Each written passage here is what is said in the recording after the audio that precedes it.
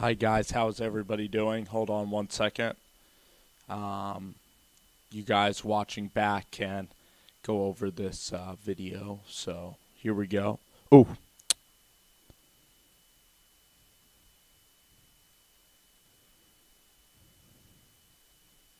let's see. I think it's going to work. I believe that it's working. Let's see. Okay. Hold on one second. I'm getting my Periscope set up. So just one more moment, guys.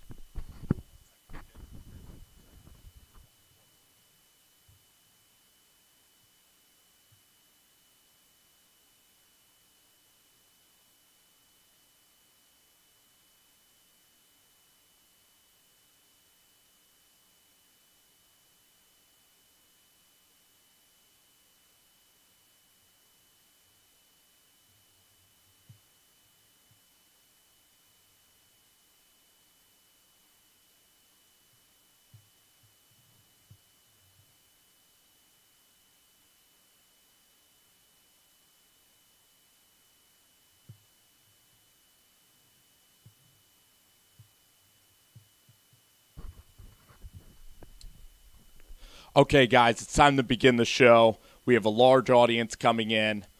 First thing that I need to get off my chest, and I appreciate everybody being here. I'm going to go ahead and look at the comments as we kind of go forward here. The first big story is that Michael Bennett is arrested. He's been issued an arrest warrant. There was basically when Seattle played the Houston Texans maybe a couple of years ago, Michael Bennett now is being arrested because he pretty much beat up a 65-year-old woman, I believe. And so far he's subjected to $10,000 bail and he's arrested. And basically what this point is pretty much saying, or what my point initially was with the Eagles is that Michael Bennett's a guy that initially, he hit Brandon Linder's legs of the Jacksonville Jaguars. He's a very penalized player, and he was involved in controversy. And the thing about Michael Bennett is that the Eagles are a world championship team, and that by bringing in Michael Bennett, I don't think that the risk was worth the reward. I said that at the time that I was worried. I could never foresee this, that no one could have, even Michael Bennett's biggest haters, could have never predicted that he would in fact be arrested and put behind bars. And of course we have to still see some facts because this is a relatively new story. But for Howie Roseman now dealing with this type of distraction, you're a Super Bowl winning team. You have Fletcher Cox, Brandon Graham, Timmy Jernigans. I mean, what the heck are you thinking? Bringing this guy in. It's just such a stupid decision. And everybody just wants to paint Howie Roseman as just this brilliant genius when really he could have messed up what really was a good thing. I mean, I know he brought in Mike Wallace and Daryl Worley and got rid of Torrey Smith, and he brings in Haloti Ngata and all of this stuff. But the fact is now is that you now have a player that's arrested. Really, John Schneider of the Seattle Seahawks should get a lot of credit because he moved on from Michael Bennett before this situation really blew out of control. And it just is a huge headache for a team that doesn't need a headache. I mean, if you're trying to take the risk and be like Kansas City, and you're a team that's right on the precipice of winning a championship, and you have to go out there and make this type of desperate move to try to get a guy in Michael Bennett that's a little bit older that is going to push you over the top, then do it. I mean, I look at Sue in kind of the same fashion as I view Michael Bennett, and even in Ndamukong Suh off the field, there's no real question marks with Ndamukong Suh's character off the field. It's just his temperament on the field. And if you actually listen to Suh speak, he's pretty articulate. But whenever you look at a situation in life, you always look at, does their problem outweigh their talents? And here for the Philadelphia Eagles, it's clear as day. So, I mean, if Bennett's arrested, they should just release him, move on, and cut bait with what's going on. Because pretty much, guys, I mean, this is just a terrible look for the Philadelphia Eagles. And I'm going to go ahead right now and let some of you guys roll into the show right now. But basically, Yeah, I mean, it's pretty crazy. He pretty much accosted a 65-year-old woman. That is being that's pretty much what's being said. So, Jabari, like, you look at Ruben, and, I mean, Michael Bennett's 32, and if this story is true, there's no way that whatever he could do, he can escape it. And it's just a terrible look for a franchise that just doesn't need it. I mean, Howie Roseman is a guy that's honestly been incredibly respected, and I think Howie's made some good moves in the offseason. I did like them getting Daryl Worley for Torrey Smith. Bringing in Mike Wallace is pretty exciting. I mean, Torrey Smith, now they have a deep threat in Mike Wallace. This is a Super Bowl winning team. They're a little bit like Teflon. But again, greedy, when you're greedy, greedy pigs get slaughtered sort of thing. With Howie Roseman. He just thinks he's Teflon. He thinks he's untouchable. He thinks he's a miracle worker, and that everything he does can turn to gold. And eventually, if you keep on taking risks on players, eventually you're going to get got, and you're going to get got badly. And, it's a very intriguing situation to see somebody arrested like this in the offseason. And, Vinny Curry. And exactly right, Eternal. You don't have to reinvent the wheel if you're the Philadelphia Eagles. And now you're going to be in the headlines, and for all the wrong reasons. And you're giving your fan base just confusion when it should be all happiness and all peaches and roses for this offseason. And now, as a Giants fan, I get to talk smack to Eagles people. For no reason. And the Eagles fans again. I mean, I just think that this is just a ridiculous move, though, for being completely honest. And so far, it's just backfiring in all of their faces. Anyway, so Michael Bennett, pretty much there's not the news is pretty much, and I can read the report, it's that basically there was a security guard at the Houston Texans facility that was pretty much encountered by Michael Bennett in a way that was completely inappropriate. And this woman's an elderly woman. And again, we almost had the Seattle Seahawks charge the Jacksonville Jaguars, fans. But Michael Bennett, I mean, I could never envision anybody hitting an older lady. Like, no one could draw that parallel. Like, I said it was a risk at the time, but even me who said, this is probably not worth it for a team with an incredible defensive line. Like the New York Jets and the Oakland Raiders, they're going out and trying to sign Sue. And for a team like maybe the Chiefs or maybe the Seahawks or the Jets, a team that needs a spark, that could take a risk on a guy that's had some, some stomping issues and some on-field mistakes, that's a team that needs a shot in the armor.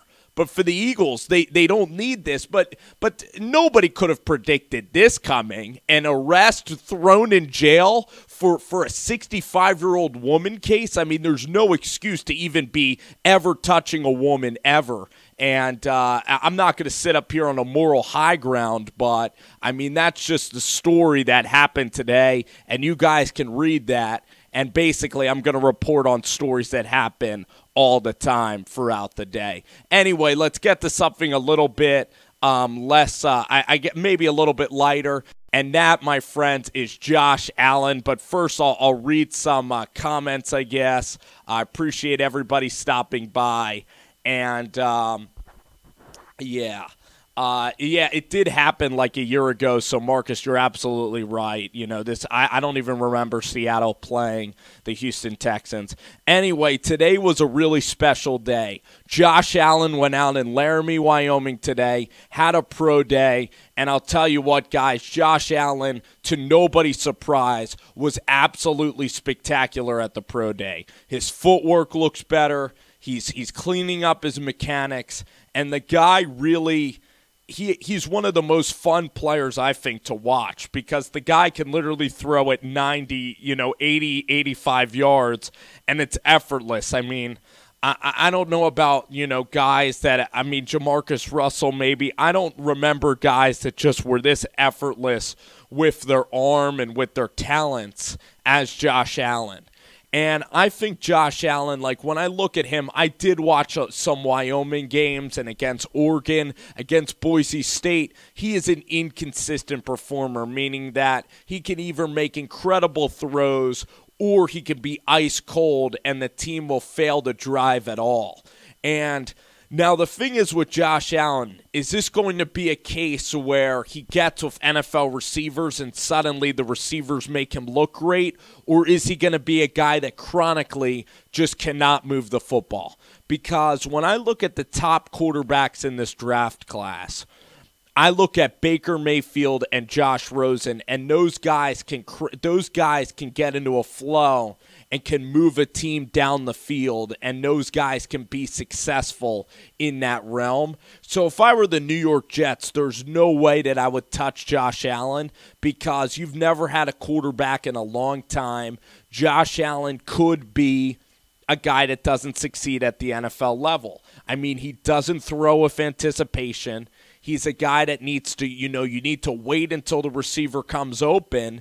But if Josh Allen is groomed correctly, this guy could be one of the most talented players to ever play the position. So it's just going to be fascinating where he goes. I think Denver would be a really good spot for Josh Allen. I think that Arizona, later in the draft, even Buffalo, a place like New York with all that pressure, it would be like Kristaps Porzingis going there. It reminds me of the same thing. Kristaps got labeled as the next Darko Milicic, as the next, Mario Hezonja, as the next, guy that was, a international player, and they just threw him into that mold. So I couldn't see the Jets fans, ever being patient enough with Josh Allen, and he'd have a lot of hurdles there in New York. But if he could sit for a year, if he could go into obscurity and just work, and he's a small-town guy anyway, I think that Denver would be a great spot because you have John Elway. Kubiak, ironically, I don't know if Kubiak's system would be great for him. Todd Haley's system is actually a really good fit, but Cleveland, oh, man. So yeah. Anyway. I think Josh Allen today had a terrific pro day. We have a couple of more questions that are coming here on YouTube about Michael Bennett, or a couple of comments. My good buddy Pigskin Pete and Marcos Levy are here, and Marcus says it was at the Super Bowl in Houston, Texas. So that makes sense. He was there watching the Super Bowl. And Pigskin says it's an older lady in a wheelchair. He pushed her out of the way in a crowd of people. So maybe that's subjective. I don't know. Maybe the whole thing, it might be hard to prove, but the fact that he has an arrest warrant and everything, yeah, I mean, it's terrible. It's a 10-year arrest deal right now. Do you think that Darnold to the Browns is a done deal? I thought that Allen was tremendous today, but I think Cleveland, if I had to put money on it, I would say that they are still going to go with Sam Darnold. I think he's a safer prospect, but for Todd Haley's system, I think that Josh Allen fits great. Now, you look at Mike McCoy, the offensive coordinator of the Arizona Cardinals, and he's a guy that, with Trevor Siemian was not successful. With Brock Osweiler and Paxton, he was not successful. And in Denver, he was fired and wildly unsuccessful. As a head coach in San Diego, he never made the playoffs. And yet in Arizona, you have Steve Wilks, who's a defensive-minded head coach, and the only guy on the offensive side of the ball in Arizona is Mike McCoy. And Mike McCoy has really struggled the last couple of years. So do you think it's a good situation for this guy, Josh Allen, to be developed under Mike McCoy? I would not think so. Now, the New York Giants have a good brass. I mean, Pat Shurmur did a lot with Case Keenum. Pat Shurmur did some good work with Brandon Weeden, although good, not that great. But, Pat Shurmur right now is one of the best offensive coordinators who could be a project quarterback. I mean, I like Frank Reich of the Indianapolis Colts, but I doubt that they're going to select him. You look at Denver, that's a possibility. You look at Adam Gase, he had Jay Cutler. He's a decent offensive coordinator. But Miami just hired Dowell Loggins, and Dowell Loggins was horrible with Mitchell Trubisky. It was all run, it was run game, and then play action fake, and there was no deep balls at all in that offense. That offense was so predictable. That offense was kept under wraps, and Chicago had one of the worst offenses in football, and yet Adam Gase wants to hire Dowell Loggins. You look at Jay Cutler, he kind of is like Josh Allen, and he was so inconsistent. You know, when you look at some of these offensive coordinators. To tell you the truth, my favorite hire has been Frank Reich. It is John DeFilippo of Minnesota. And it is Matt LaFleur. I think Tennessee has a great coaching staff. I am so excited for Marcus Mariota. I'm excited for Derrick Henry, Delaney Walker. And my sleeper for next year is a guy that I think can take the next step just like Josh Doxson, and that is Corey Davis out of Western Michigan. I think Corey came on at the end of last year. I'd expect Corey to be like a 7th or 8th rounder in fantasy football, like a wide receiver 2 or a wide receiver 3, and his numbers are just going to be awesome. So Corey Davis is one of my sleepers this year in fantasy football. So that's what I got. I thought that Josh Allen today was I thought he was great. And I think that this guy has a huge ceiling, and he's definitely going to go in the top 10. And when I look at all the quarterback prospects, I think Rosen and Mayfield are can't-miss prospects. I think that Sam Darnold has the potential. You know, he has a quicker release than the Blake Bortles windup. I think that Darnold and Allen, their career could go either way. I think Darnold can really succeed, and I think that there's a chance that Allen really succeeds. I think that Baker and Josh Rosen are guaranteed going to be great players at the NFL level, really good. And Josh and Sam could be spectacular as well. This whole draft class is tremendous. When I look at the quarterbacks in the NFL, I would take maybe any 4 guys over Derek Carr, over Jared Goff, over Dak Prescott, and maybe, over Case Keenum. Even Kirk Cousins could, really be in question with this draft class. That's how talented this is a legendary quarterback draft class. It is nothing like last year with Mitchell Trubisky being on top of the draft class. So let's see again what you guys are commenting on.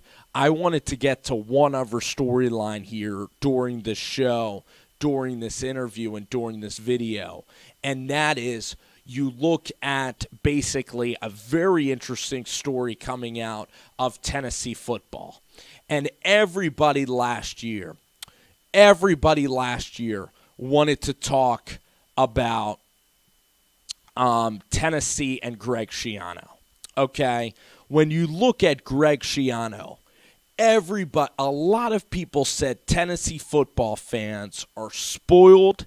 Tennessee football fans should get used to having 8 and 4 seasons. Who does Tennessee think they are? They think that they're a 9 or a 10 going to the ball when really they are a washed-up program. Everybody said that their fan base is entitled, their fan base is obnoxious for not wanting Greg Schiano. Well, guess what happened to Greg Schiano? Did Arizona State hire Greg Schiano? No. Did Oregon interview Greg Schiano? No. Arizona State decided to hire Herm freaking Edwards from ESPN rather than a guy at Greg Schiano who was working in college football at Ohio State. That just shows you how shitty Greg Schiano was as a candidate. Okay? And for all of these people, they're just Tennessee haters that didn't want Greg Schiano coming there. Schiano at Rutgers maybe had, when he had Ray Rice, he maybe made 1 bowl game, and he did it in the Big East Conference, which has Connecticut, which has teams like Tulsa, the Big East was a dog shit conference. And Greg Schiano at Rutgers had Gary Nova at quarterback. They sucked on offense. And Greg Schiano was trash. Then he went to Tampa Bay, an unmitigated disaster. So Greg Schiano, all the national media wanted to talk about is how obnoxious Tennessee fans are, how the lynch mob came out against Greg Schiano. Well, really, the national media is full of shit, okay? This is from a reporter at the USA Today, Dan Wolken from Atlanta, okay? Dan Wolken, talking to John Curry, the athletic director, says, "Congratulations, John. I assume it's Schiano." Happy face emoji. And then, you know what Dan Wolken says, the reporter? He says, "Great hire, man. Seriously." And then what John Curry says is, "I'm going to need some help on the PR. Tennessee fans are wacko." So you have the athletic director saying that the fan base is wacko. Does that sound like a great ambassador of Tennessee athletics, calling the entire fan base wacko? You might want to look into the damn fan base before you take the damn job, John Curry. You know what Dan Wolken said? "I'll help. Not sure they'll listen. Laugh out loud. I know he is a very good coach." And then Dan Wolken wrote this bullshit piece in the USA Today calling Tennessee fans obnoxious, stupid, and basically saying Greg Schiano was a great hire, and the only reason he did it is because he is friends and he is in bed with John Curry. Can you trust the media anymore? Does it get more biased than that for everybody hating on Tennessee football fans for not wanting Greg Schiano when the media is painting stories about how ridiculous you are? Look at Colin Cowherd and Joel Klatt. Everybody is freaking friends with Greg Schiano. You can't trust anybody. As a fan, you have your own damn opinions, period. You shouldn't listen to me. You shouldn't listen to Colin Cowherd or Skip Bayless. You got to make your own decisions in your life, period. And don't let people paint narratives of news, period. About anything. Believe what you believe. Take in information, but you got to be critical listeners in this life because it's flat out bullshit what is going on with the national media and John Curry. And it's sickening. It really is. It's sickening. So that's the news, guys. I appreciate you guys listening today to the podcast. Again, you guys can check out some of my favorite YouTube channels. Very excited about the NFL draft, and I needed to get those things off of my chest. An exciting day in news for sure. College basketball tonight and tomorrow. Thank you guys for joining in, listening to the pod. Have a great day, and we will see you guys.